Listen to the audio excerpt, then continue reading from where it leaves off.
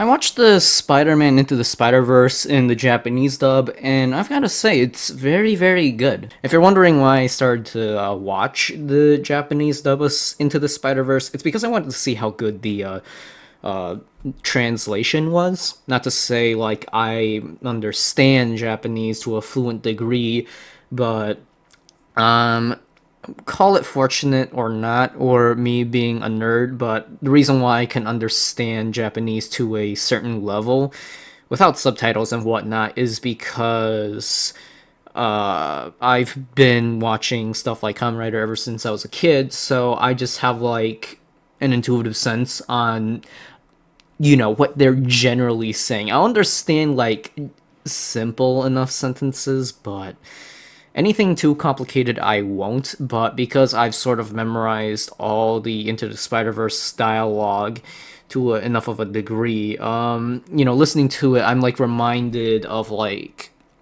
what they're saying and whatnot. So it's not exactly too hard for me to follow along because the dialogue is generally the same in the movie as it is in the English version, but there are like a little slight changes, mostly due to the language. バカなふり。モーラレスって誰？さすがに無理だろ。 It doesn't ruin it, but it definitely is curious how, like, in the original version, it's basically, play dumb. Who's Morales? Not that dumb. Well, in the Japanese version, it's like, act like a fool, kind of. Or maybe that's just how I'm interpreting the language, and it's just that, but whatever. And then it's, rather than like, not that dumb, it's like, obviously that's not gonna fucking work, you dumbass.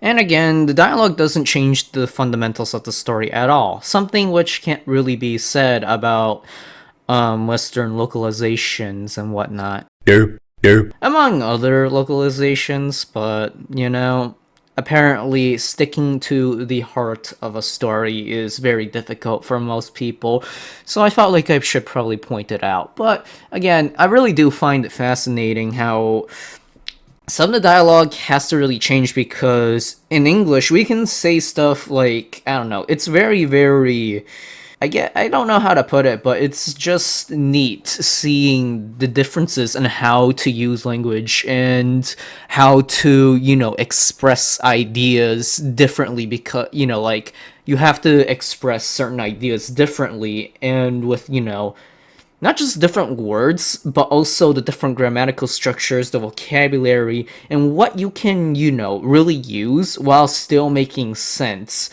And that's also very interesting, just interesting to me, like what is like what is said in this language is in order to convey like the same or similar idea, you have to express it kind of differently because there's just no, I guess that's just how the language and also the culture is structured and is, now that I remember, Japanese language is mostly based on like certainty, assumptions, and it's just very, very logical compared to English, where I did learn this from Dolly, but in Japanese, we don't really assume others and their intent and whatnot. We always carry this respect when we're speaking the language, so we can't just say, you won't know when you're going to become Spider-Man.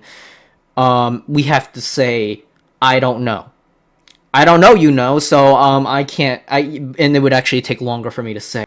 But yeah, it would take longer for me to say, I don't know if you will ever know, because that's just too long to say. So, it's just like the general assumptions that come with the language because of its culture. If the culture changes such that, you have to clarify that, or, that's not this, you can't assume, or rather, you can assume that you understand the other person, or, you know what they're thinking, and, you could just say that for a bit of a certain fact, rather than, like, imply and whatnot, then, I'll probably have to, make that long sentences, but, for Japanese, there's no need to go through all of that. All you have to say is, わからない。Well, I guess that's really all I can say and what I really want to say. I could mention stuff like Peter is voiced by Light Yagami from Death Note or Rintaro Okabe from Steins Gate. Whichever character you prefer, I guess. Penny is voiced by Megumin Takagi. I Hoshino from Oshinoko. Um, Hoshi Hoshino Oshinoko Hoshi Oshino Hoshi. I feel like that's a tongue twister. But I don't. I could go on like about all the voice actors and who they are and how talented they are, but that's not my interest. At the When I watched it again, the movie itself is already good and has a wonderful story, and nothing has really particularly changed, which is why I'm mainly analyzing the language because I still kind of want to learn it.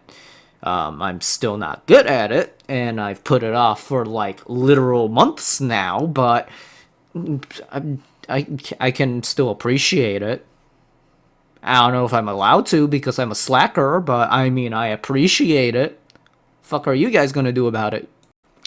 But between the two movies, you guys might be wondering which one I prefer the most, and I prefer the original. That's all I can say. I definitely would prefer it. It's definitely worth checking out if you're interested in like the differences and how to express like the same things. Like, you say this in English, you say that in Japanese, or like the dialogue changes, whatnot. I think it's worth watching if you're interested in learning another language and you want to like check out the differences. And I didn't mean for this to end up as like a Japanese education or language video. It just sort of ended up like that because that's the thing I sort of appreciate, because the one vocabulary word that I got out of it was, バカのふり。and I'll remember and use it if I remember and find a use for it. But otherwise, have a nice day, everybody. Hope you guys enjoyed my little rambling, but yeah. See you guys in the next video. I don't fucking know.